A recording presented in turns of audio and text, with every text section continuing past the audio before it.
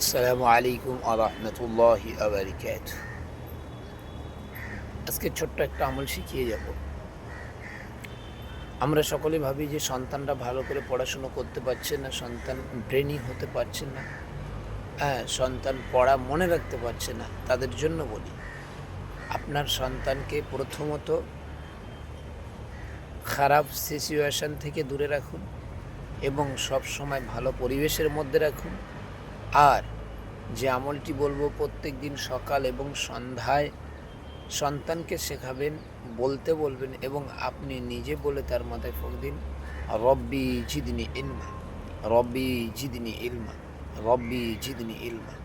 এই দোয়াটি শিখিয়ে দিন এবং প্রত্যেক দিন আপনার সন্তানকে সূরা ফাতিহা পড়ে আপনার সন্তানের মাথায় একটা করে দম দেবেন এবং শুধু তাই নয়, পানিতে সূরা ফাতিহা পড়ে তাতে ফু দিয়ে সেটাকে আপনার সন্তানকে প্রত্যেক দিন পান করান এবং এই রব্বি জিদনি ইলমা এই দোয়াটি আমল করান।